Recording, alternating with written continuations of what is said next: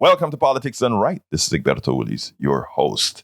Don't forget 713-526-5738. Option 1 to donate. Option 2 to talk on air. Let's get busy with the program. Anyhow, folks, here is the deal. I got up and when was it? Two nights ago, I started to watch CNN and listen to Donald Trump. And as I was listening to Donald Trump, you got all the deja vu of 2016. And let me tell you that what I did in 2016. In 2016, I was a front page contributing editor to Daily Kos. And I wrote this article that said Donald Trump could win. And I said what Donald Trump was doing was triangulating the policies that people want, even as we understood what he was all about. Everybody deep on the inside knew what he was all about. But he perfectly united the angst of some in this country that they're losing their birthright to those others. And at the same time, he provided this message that said, all those things that you want, I'm going to give you. And I showed in the article that most Americans are progressive. Donald Trump, back in the days before he was a politician, pretty much supported progressive policies as well. I mean, he doesn't really know these words, but he supported progressive policies. And as he supported these policies, as he started to run and he ran for a Republican, he said, not in these words, but he said he was going to run as a Republican pretty much because it's easier to herd Republicans is what he inferred. And what he meant is that he could create a narrative in such a manner that people believe, one, that there are all these others coming to take their birthrights away, and number two, for those that he had to go one step further, he could point out that, hey guys, I'm a Republican and these are the policies I stand for. And I'm not going to tell you that these policies are progressive because you purportedly don't like progressive policies, even though 60 to 80% of Americans like progressive policies. That's what he was going to say out there. And it proved, the election of 2016 proved that most Americans did not fall for it. I repeat, most Americans did not fall for it. In fact, Hillary Clinton won the election, the popular vote, by 3 million or so votes. But what happened is that in select locations, and anybody who maps the United States of America, if you do a map of the United States of America, you can figure out the minimum amount of people you need to win, even not getting a majority of the voters, because they're just select districts and select states. If you win those states, you can win the Electoral College. And that's all Donald Trump had to do. And the math is already there. Gerrymandering has already been used in both for both Democrats and Republicans alike, although in these days it more harms Democrats because of the way the country is laid out. I mean, something like California has so many more people packed into a district than, let's say, Montana or these other states. And still, so those states get an overperformance in the Electoral College. I want you all to understand this because this is very important for why there is a huge danger in 2024. For those who don't want Donald Trump, there's a huge danger in 2024. Because now, if you go ahead and do the math still, in a close election, the map still favors Republicans in Wisconsin, in Pennsylvania, in Tennessee. Well, Tennessee is always going to be a red state for the foreseeable future. Pennsylvania, also a few other states as well. And if you take a look at what occurred in the CNN debate, what Donald Trump did. Everybody knows Donald Trump is a liar. Everybody knows he's lying about something. But you know who are extremely upset in this country? The group of folks that are very, very upset in this country for what they see happening to them personally. They don't give a hoot that Donald Trump lies a lot. They don't give a hoot that Donald Trump has sexually assaulted women. They don't give a hoot that he's robbed those folks who went to Trump University or any of these issues. They are just wanting to stick it to those others. And they know that sticking it to those others means Donald Trump. And how do you mitigate that, though? But before, you know what? Before I go and talk about mitigating this, I want to let you hear, because for all the Democrats out there and the independents out there and the progressives out there that believe, look, stop thinking about Biden's age. Stop thinking about Biden not being so smooth. Stop thinking about all these issues. After all, his policies that have gone through so far are really helping most Americans, which is true. The policies that he's gotten through so far really made the recession the coming out of the pandemic much less than it would have been had it been, let's say, the policies of Donald Trump because of the starving policies that he would have released. It made this recovery that much quicker, that much more robust. Now, all that is true, but still, in the last ABC, I think it's the ABC Ipsos poll, when asked who was better on the economy and would be better on the economy, Donald Trump came in at 50-something% and Joe Biden came in at 36%. There are several reasons for this. There are several reasons for those kinds of numbers. One, poor marketing, and also the perception that was allowed to fester on the current president. I'm going to talk about how this happens and why it happens, just based on me living in Houston in a very conservative enclave. But beforehand, what I want to do is I want to play what Jen Psaki had to say after she watched what I call the debacle on CNN. I think I have that queued up. I want you to listen to this, and then let's take it on the other side. I did not watch the entire CNN last night with Trump. And the reason why I eventually stopped was I was pretty upset because I saw exactly where it was going. I saw how the crowd was responding, a decidedly Republican crowd. I saw the way the questions were asked. I also saw the way Trump responded to it. I also noticed how the interaction and the command of the stage. I saw all of that.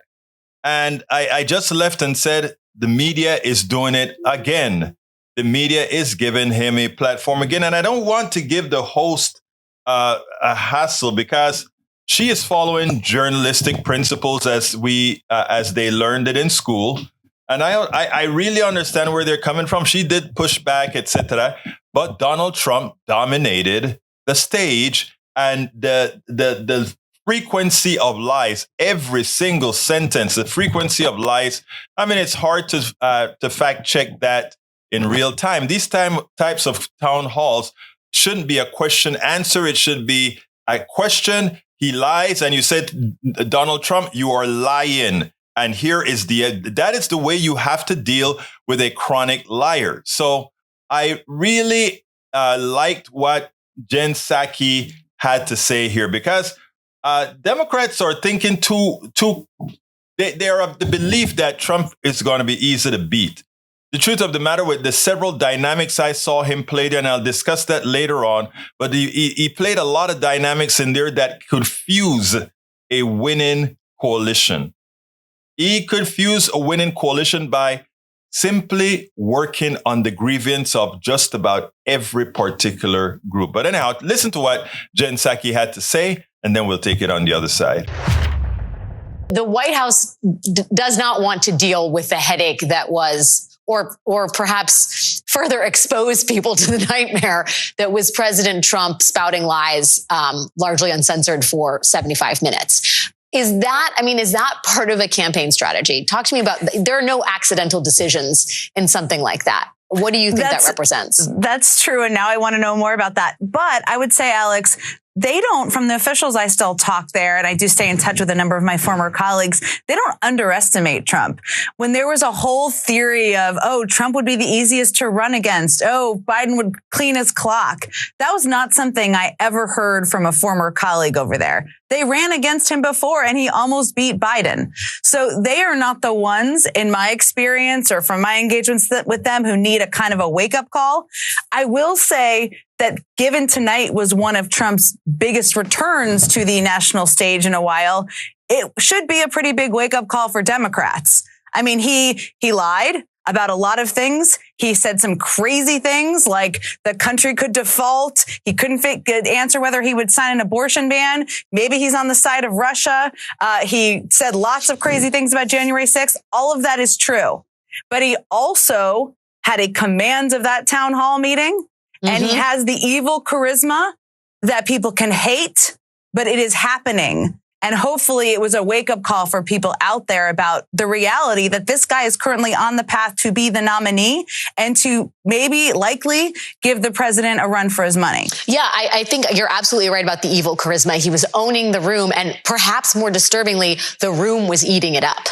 That was the most disturbing. I mean, there was a lot of disturbing, but the laughing when there were insane things, offensive things about E. Jean Carroll being said, the laughing in the room, that was disturbing. And the fact of the matter is, as we talk about the evil charisma, Trump's owning of the room, the audience lapping it up, this could be a summer of criminal indictments against the president. And as devastating as that should be for anybody who is concerned about the state of our democracy, it could also weirdly strengthen Trump. And I wonder from amongst his people, from a Biden standpoint, what is your sense of how the White House talks about potential criminal indictments, how much they wade into that? Well, there is a tradition, as you know, Alex, of not weighing in on criminal indictments, and they're going to try to abide by that, is my bet. That becomes harder and probably less strategically to their advantage if there's an indictment on January 6th, on the Georgia case you were just talking about. These are fundamental values, defense of democracy. They're going to have to find a way to talk about it. They don't have to comment on the case, but it is about values, what you're trying to defend, and the contrast between the two candidates. So yeah, I think it changes a little bit if there are other indictments on these other issues. Do you think President Biden is ready to go ham? Because it feels like he's going to need to do that. Ready to go ham? Yeah. Yeah. I'm going to rephrase for those of you not following along at home, but is he ready to throw punches? Because it feels like Trump is in the ring. I think so. He did in 2020. I think he has to be. The other thing, though, to remember here is it's probably not going to be won or lost on fact checking. It's probably going to be on fighting about the issues, abortion access, democracy, the economy that helped him win in the first time. So I think he's going to be very specific about where he throws his punches. So Jen Psaki is yeah, and I cut that off a little bit early, but Jen Psaki is absolutely right. I mean, none of the fact checking and all of that. It's great for those of us who are really into what we're talking about here, and who are really into politics, etc. But what these polls are starting to show, and it's one would never believe this 5 years ago, 10 years ago, that somebody could have been indicted, about to be indicted, found liable, not convicted, but found liable of, something like something otherwise. I mean, it is, when you take a look at that, and the poll numbers are where they are, it ought to be concerning. And it's and not only concerning but worrisome, because again, people talk about Donald Trump is at its high limits now that he cannot gain anybody else. I don't know what politics tells anybody that who says that. The truth of the matter is, no, he does have growth potential. I heard on Morning Joe, well, even as the polls look very bad for Senor Biden right now, they are either showing Biden and Trump in a statistical heat, or Trump is slightly ahead if the election were held today. But don't worry, Trump is at his peak. Are you kidding me? Are you kidding me?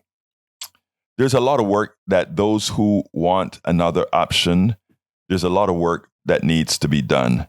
And the reason this work has to be done is because of the exact manner in which the right wing seeds America. And I'm going to talk about how the right wing seeds America in a minute. But before I get into that, I need to ask you all that are listening to either call 713-526-5738, extension number 1 to contribute, which we need your contributions now to keep these programs on air. Extension number 2, if you have something you'd like to add to the discussion today, whether you want to talk about what we are talking about now, or maybe you want to add something else. 713-526-5738. One more time, 713-526-5738. Be a part of the discussion. Give us a call now, both to contribute and to go ahead or to come on air. You can also contribute right away by going to kpft.org, kpft.org, and click the donate button. Please do remember, as you make your selection as how much you're giving and what you want as a gift, to put Politics Done Right as the program you're supporting as you contribute to KPFT. kpft.org, kpft.org. Look, folks, anybody who gives, first of all, you can give any amount that you want, any amount we want. If you give $40, and again, you don't have to pay this all at once. You can have it monthly, however you want. But if you give $40, you become a voting member of the Pacifica Network and the KPFT program, both of them. Número dos, if you give $100, we will give you a T-shirt, or you can ask for the T-shirt, the Politics Done Right T-shirt with the KPFT logo on it. As well, if you give $250 or above, I'll take you to coffee. We'll personally meet, sit down, and chat politics, whatever type of politics you want to chat about. We will discuss it. And by the way, for all of you who don't quite know me yet, I go out with Republicans, Democrats, Independents, and every single time we generally have great talks. And, look, the idea is behind this program is we all live in one country. We all are going to be together irrespective. So why not all really get along, and why not try to find the things we love about each other as opposed to the things we hate about each other, which we shouldn't really hate about each other, right?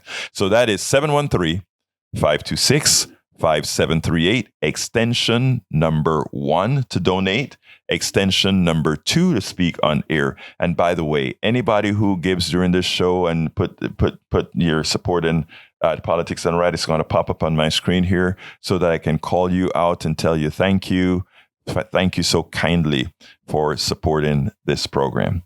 Thank you so kindly for supporting this program. All right, let me talk about how the difference between how Republicans, or I should say the right-wing Republicans specifically, but the Republican media machine in general and the Democratic media machine in general. I realized this over a decade ago, as was a board member of the Coffee Party and saw how things worked in Washington, right? We collected all this money from people to promote what we were doing, which means inform folks. We had a big thing on the mall in Washington, D.C. called, what was it called? it was a speak off. We had everybody come into, I think signed up, we had like 3,000 people signed up to be bused from all over not bused, but they came however they could, from all over the country to Washington, D.C. to be on the West Mall. We were going to we had the whole stage set up. We paid consultants and all of that. It costed us over $100,000 for a rally. And as we were sitting down, all of us on the board sitting down, going through the numbers, and some of us were looking as like, why are we giving this consultant $16,000? Why are we giving this media person $10,000? Why are we? Those are the kind of costs that we're talking about, right? Some of us who were, looking at what contracts were signed and all of that to put these things out there. And then we realized that to some, this stuff is a business. And everybody have to eat and all that kind of stuff. But I mean, we complain a whole lot about getting paid commensurate with the work that you do. For all practical purposes, the media that got out there was done from what I recorded, what Eric recorded, and a few others recorded, right? But we paid a media consultant $16,000, So those are the kinds of things that do. And I realized, and by the way, this group was not it was a transpartisan group, but it was decidedly progressive. And I realized that for some reason, a lot of progressive organizations follow the same mantra that the Democratic Party follows. They hire a whole lot of consultants to go out and do the job. And these consultants generally, when you hear about these guys being in an ivory tower, I am telling you, these guys are in an ivory tower. They don't know what's happening to our brothers and sisters in the ghettos, the barrios, and Appalachia. They sit down there and they calculate what they think America wants. They call people up and they get a poll and they try to adapt what they're doing to a poll, et cetera, et cetera. Now, the difference between the right wing now, and I live in Kingwood, and I see how these things operate, man. They are in your churches. They are in the civic groups. They have the barbecue and the mall. They have all these things to have flesh and blood interaction with their pew. I call them pew, but I mean the people who they're talking to. So in as much as these policies doesn't favor most of these people that are voting for them, what starts to occur is that these people are an integral part of a community. They are much more a community. So when they go to the polls, they vote for their brother, their sister, their community friend, etc. So they invest their money in people. It sounds interesting, but their campaign monies, if you see where it goes, yes, it goes to consultants too, but a lot of it goes into the communities. The Democratic Party and the other progressive organizations, a lot of folks on the top. I mean, look at something like the Red Cross that's doing good, right? The person who heads the Red Cross get $500,000 and they get a few other people a few pennies to do things here and there. Now, so we have the Republicans going ahead and doing that, but there's another magical thing that they do. I don't know if you watch your inbox, but when you watch your inbox, if you get on a list, then it more likely than not, you are going to be on one of these lists. When you get on these lists, what happens? You get messaging day in, several a day, about what the lies about what Biden is doing to hurt you. You get these emails constantly, and it's bombarding, and unanswered statements eventually becomes truth, however wrong in people's minds. So what you get is you start to hear you get your emails, you get your tweets, you get all these bits of information that's coming from all directions, the investment these guys make in media. And I don't mean traditional ABC, CBS, NBC, MSNBC, and all these other medias. You don't have all those medias that these people get into. They get into your Twitter feed. They get into your mail feed. They get into places you don't think they would. Flyers. All these things are done not during the election, but continuously the investment is made. They have the Tea Party is big in Kingwood still.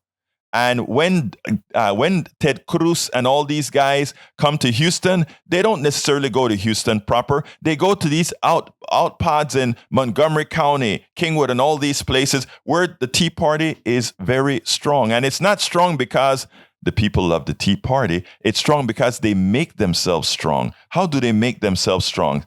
They invest just a little bit of money into these organizations, right? These third-party organizations that the people know. I personally know the Tea Party person who runs Kingwood. I personally know the Tea Party person who runs stuff in Montgomery County, etc. And he's very accessible to anybody, and he's there giving the stories. That's what I'm talking about. These folks engage the people. We go into the barrios and the ghettos, and I don't even think we even touch Appalachia. We just seeded Appalachia, right? We go into these places when we want to vote, and then we don't see folks, and then we don't nurture folks. We don't nurture them into the other side is really making life very difficult for you. We don't do that. And when I say we, I'm talking about the Democrats. That is, I should be saying the Democrats don't do that, right? But hold stat for a bit. Look, I'm a progressive person. Anyway, so these are the things that they do very well. That's the only way you get a criminal to be able to beat, or to be even in the polls right now, to have polls that are substantially higher than Biden. Donald Trump's polls substantially higher than Biden, even though Biden's economic success is unparalleled. And I am not even a great supporter of Biden. I was a Bernie guy. In the old days, I was a Bernie guy who went as a delegate to Philadelphia to support him. But Biden, what he's accomplished economically, it cannot be argued. And when folks attempt to peg inflation on the amount of spending he did, that's a fallacy. That's a narrative. I think if you take a look at what Representative Katie Porter put out there, it proves that no, it isn't this overspending that causes inflation. Actually, inflation is caused when there are shortages, and the shortages that we had, many of them were manufactured. The oil shortage was manufactured. We never had an oil shortage. Never. Not during the pandemic, not when we expanded after the pandemic. We never did. When Donald Trump goes out and talk about we have shortages and all these issues on CNN that went unrefuted, none of that was true. When they speak about supply chain issues, that was partially true for things like chips in cars and all of that, because these guys that we support, or these business people, decided to outsource all our chip making to cities or to countries overseas, which means if there are pandemics, hurricanes, or whatever, it affects the supply chain. But that's not for everything. But everything went up in price because the people who run the system could. That's not Biden's fault. That is the economic system's fault that we've allowed to fester, right? So none of these things are really cared for appropriately by the people in power. So the highlight that's coming, that somehow Biden is going to just run away with this thing. The infrastructure that's needed to convince people, it's just not there. It's just not there. Jack, go ahead and make your comment, sir. Is Jack here? He's here. We got to rush over to the mic. Oh, okay. You got your tin can over here. Yeah, Howard. He's the Professor Frankenstein of Tin Can, and he's birthed a beautiful Frankenstein baby here. Oh Lord! Yes, he has. Yes, he has. Talk to me, Jack. Let me get there. Okay, he's got to get his headphones on so he can hear. Oh, Jack is still trying to get his headphones on. Okay, I thought Jack was. I was talking without headphones. Okay. 713-526-5738. Option 1 to donate. Option 2 to call in and talk. As far as Trump goes, if they don't get him elected. Plan B, I believe, is gun violence in the streets.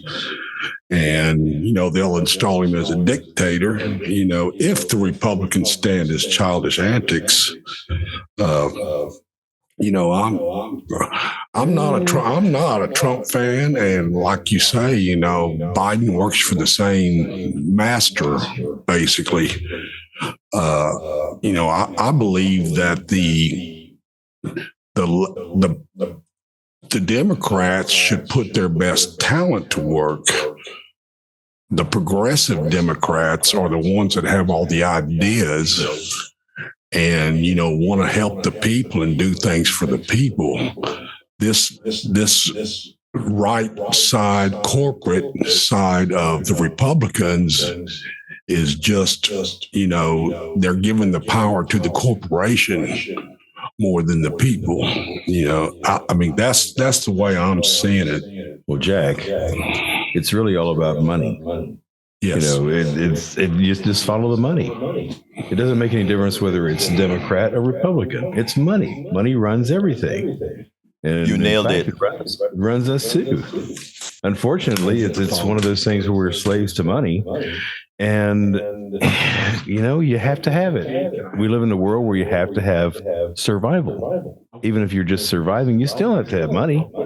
So we got a caller getting ready to go on here, Egberto. Well, that is great. Now, I want to tell you, you nailed it when you say it's about the money, and the money applies to both sides. But there are good people that, yes, we have to survive on money. I mean, even KPFT here, we are asking for money. And by the way, folks, call 713-526-5738, extension number 1 for contribution, or go to kpft.org and hit that donate button. We need you to do that as soon as you can. And by the way, folks, we will announce your name on air as soon as that pops up on my screen. But right now we have not received for this morning, and our daily quota is 250, and we're behind by about a couple days. Anyhow, let's go ahead and bring Brother Johnny into the fold. Johnny, how are you doing, sir? Let's see what Brother Johnny's doing today here. All right, you're on, Johnny. Yes, I am on, and I can verify because I heard a sound. Excellent work on years. Well, I'm listening to you this morning, and all of a sudden my mind went back to when I was 10 years old, in 1969, when we went to my cousin's house to watch the moon shot on their color TV. That turned out to be a disappointment in a way. Yeah, but when we saw the rocket take off, we saw that in living color. And I remember seeing that big, gigantic white metal cylinder pass in front of the camera, and gigantic all-cap letters, U.S.A. in red, as it passed in front of the camera. And that was the first time I felt in a couple of years proud to be an American. Imagine that, a 10-year-old who has been felt alienated from his own country by the time you're 9 or 10 years old. And then it hit me again. Maybe we're missing the mark here in dealing with Republican voters. Maybe. We need to start relating to them as 10-year-olds. Because as you and I both know, a lot of 9 and 10-year-olds, by the time you get to be that age, you've pretty much figured out who the honest dealers are, and who the people are that you can't trust. For example, before I was 10 years old, maybe when I was in the 2nd and 3rd grade, even though I didn't pay attention to the news every day, I could hear Republicans on the radio or see them on TV, and I realized, oh, those are the bullies. Those are the bad guys. And without even having to explain further than that. And that turned out to be true when I got older, looking back. So how do we relate to them now, to the 10-year-old bullies who are 40 years old and 50 years old? You remember when Donald Trump had just won the nomination going into the 2016 election? Do you remember the camera sitting on the floor of the Republican convention and showing this half a dozen of white male, beer-bellied Republicans, 56-year-olds, some with beards, and they were all disheveled looking. Their jeans were sloppy and roomy and wrinkled, and they were all looking at each other and looking around. They didn't know what to do next. And I said, holy crap, we're in trouble. These people are the same people I saw gathered in front of the stage to see Donald Trump speak, and they all looked at each other with anticipation, like little young school children at a rock concert, smiling at each other and all this stuff. That anticipation we saw still in these adults right now after Donald Trump had already been in office. So how do we deal with, and don't forget, the future Republicans, they have kids, and their kids can pretty much figure out right from wrong if they don't get browbeaten by their parents too much. Could you remember that 3-day jamboree recently in the UK? Yes. That 3-day jamboree, do you remember that? Oh, yeah, I know exactly what you're talking about, the coronation. Yes, sir. Yeah. So a lot of 8 and 9-year-olds right now could have been looking at those two grown adults in their 70s dressed up in Halloween gear, because that's what it looks like. Wearing those silver crowns and black velvet. And just a couple hours away by car, there's a war going on with atrocities, with human misery and suffering. But these grown adults in the UK are having a 3-day jamboree at a cost of several $100 million, as far as we know, with Katy Perry there, dressed in her high-fashion, oversized dress.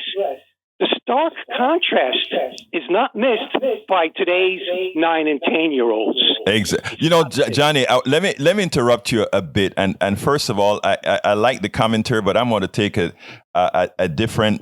slightly different notion, even though you and I agree on the subject. And it goes this way. There is no real, and folks are going to cut me up for the first few sentences, and then I think they are going to understand what I'm saying. There is not a lot of difference between the average Republican, the average Democrat, or the average independent. Okay, there's not a lot of difference between, and I promise you, I integrate myself with all these folks, everybody. All right. There's not a lot of difference. There's the same amount of sexism, same amount of racism, same amount of love, same amount of hate, same amount of all those things are true, but they are all triggered by these externalities of a culture that they were reared in. Okay. And so I understand why you did it, but I'm not going to call my Republican brothers and sisters, the 10-year-olds who are just waiting for the next thing from Trump, because a lot of my Democratic brothers and sisters had that same look as well when Obama was the savior. Okay, they think, and it's all a perspective kind of a thing. So what I try to do, Johnny, is the following. You had the answer right there, even as you use the 10-year-old, in my opinion, in the 10-year-old comparison. What you said was, how do we reach them? And that is the magic. I'm not saying how do we reach the 10-year-old. I'm saying, how do I reach my Republican right-wing brothers and sisters? How do I reach them? And, go ahead. You can go ahead. And what I would say to you is, let me clarify what I mean by this. I don't mean that we should talk to our fellow voters as 10-year-olds. I'm saying we need to put ourselves back in the mindset of when we were that age to see the world. Exactly. And that's why I said you and I agree, and I wanted to put it in other terms, because once you said that 10-year, this is what I also learned, brother. Once you say that 10-year-old, you've then immediately lost the person you've called a 10-year-old because they're not listening to you anymore.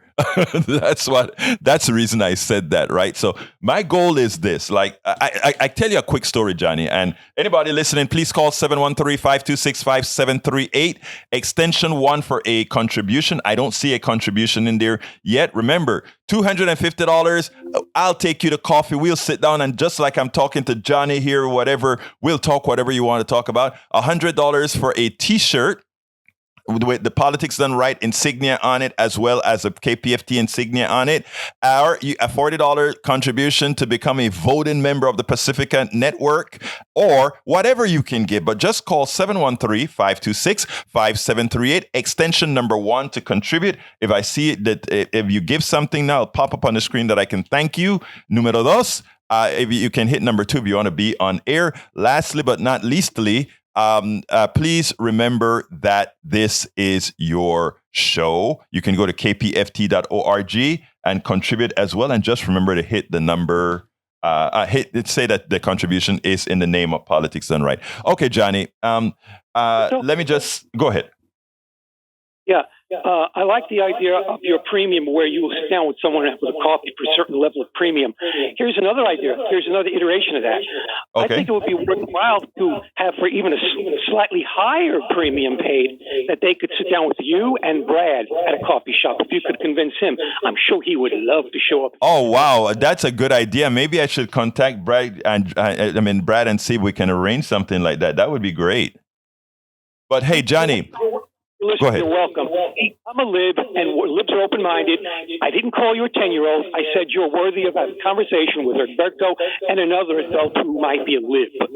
Thank you, brother. Hey, let me go ahead and get to the other caller, Johnny. You know you're my guy. Thank you so kindly for calling in, brother.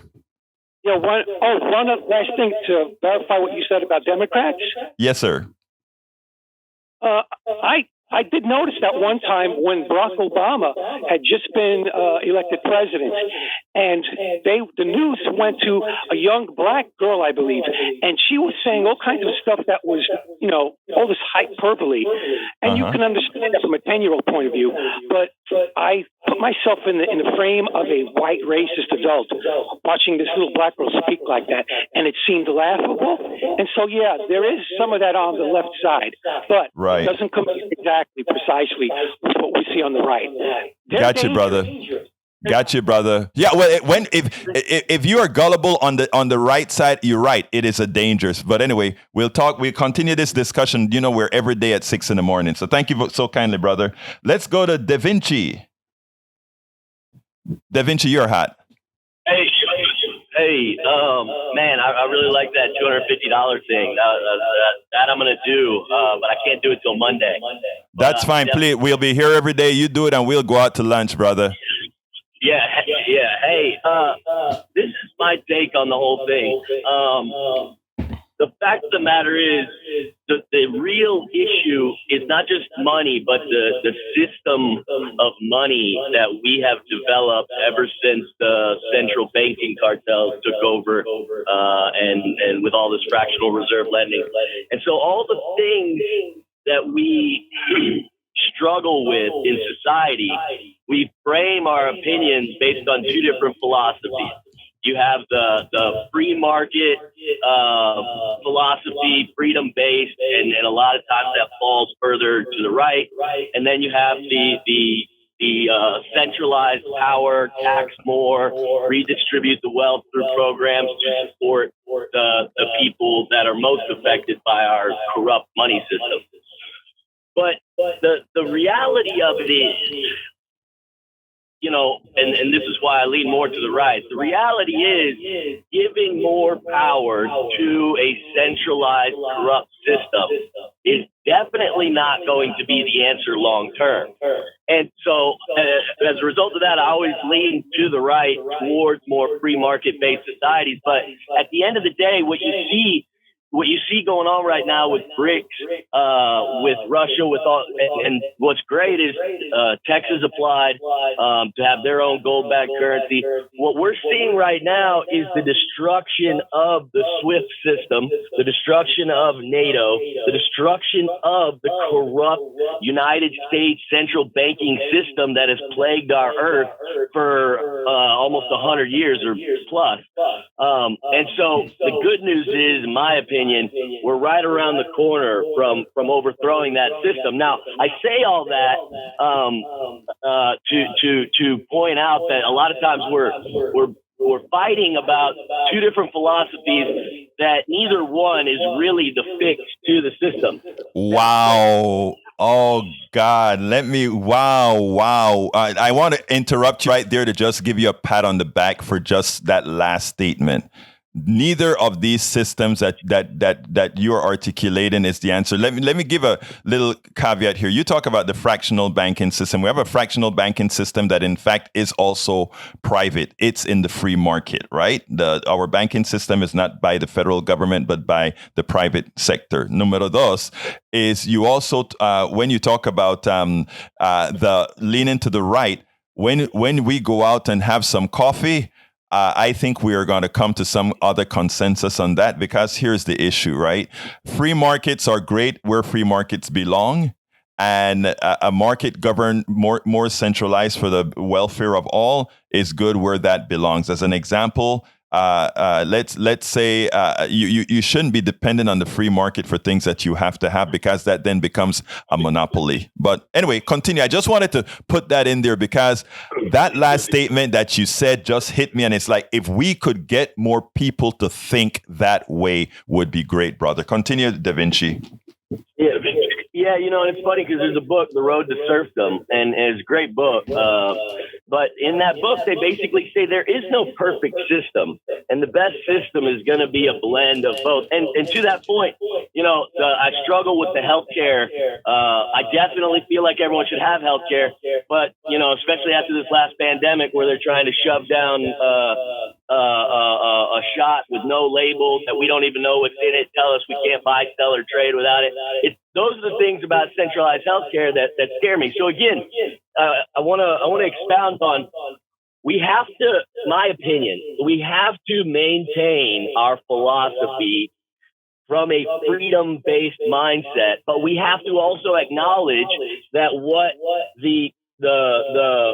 the central banks, and really they're hand in hand with the corporatism that we have in today's world. So they play off each other.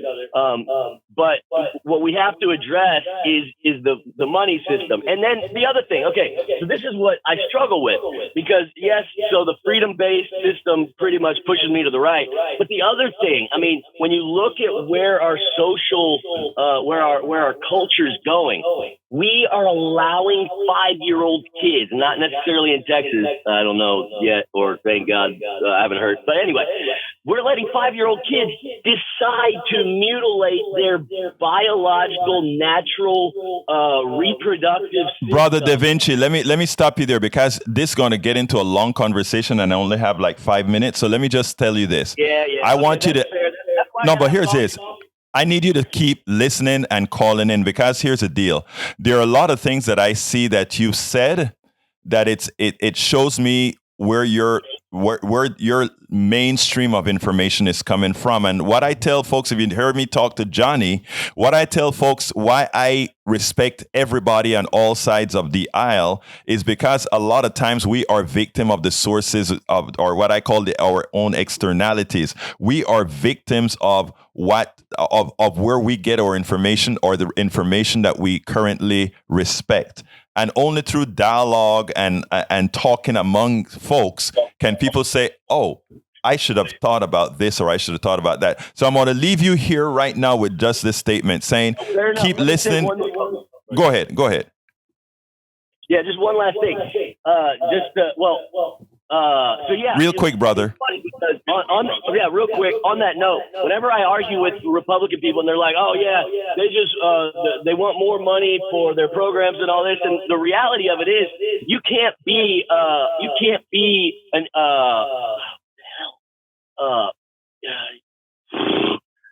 That's okay. Damn it. All right, well, I'm gonna let you go. I lost my train of thought. No, that happen. Hey, it happens to all of us. Think about when it happens to you and you're on the air, man. It's like, oh God, I can't believe this happened to me. Yeah. But anyway, let me just say one thing before you go, and this is important, right? Because I want you to smoke this until you call me back at another day when we're doing the show. You said you believe in freedom. What's your name, by the way? Egberto Willis. Okay. Oh, Egberto. Okay. All right. Here's the deal, brother. Listen to this real quickly. Remember, you spoke about freedom. How free can you be if you don't have health care? How free can you be if you don't have child care so that you can be free to do what you need to do? I want all of us to think about those issues when we talk about freedom. So we talk about that the next time, brother. You have a great day, DaVinci. Hello? Okay. I think he's already gone. All right. We have Neo Max who says, for someone who is on the right, he sure sounds like a Soviet with the anti-SWIFT, anti-NATO talk. I don't think he did, Neo Maxim. Like I said, I think it's the source of information. And if you listen to our good friend who's on the chat right now, Daniel Ado, same with Daniel. Daniel portrays a lot of what the information or weird information that he gets. Anyway, folks, I only have about 3 minutes left on the program, and I need to ask you to call 713-526-5738. Now just hit option 1 and contribute to the show. When it pops up on the screen that you've supplied or provided us with a contribution to keep this program on air, I will call you out. But until then, there are 2 subjects that I needed to cover that I didn't cover today. You can always find it on the newsletter at politicsdoneright.com/newsletter. We were to cover 3 subjects, but again, with these great calls from you great people, you always take precedence over whatever I had planned to talk about. 713-526-5738. 713-526-5738. Eric says you get yours from MSNBC and CNN. That's not true, Eric. I listen to ABC, CBS, MSNBC, Fox. I listen to them all, and I use them not just to propagate what they say. Even as I put out stuff from MSNBC or CNN, I am there to give a narration, many times adding to it or subtracting from it, because I think a lot of times they don't get it the way many folks should be getting it. So anyhow, what I want to ask again, call 713-526-5738, extension numero 1 to contribute to the program. Please remember to tell them you're contributing to Politics Done Right.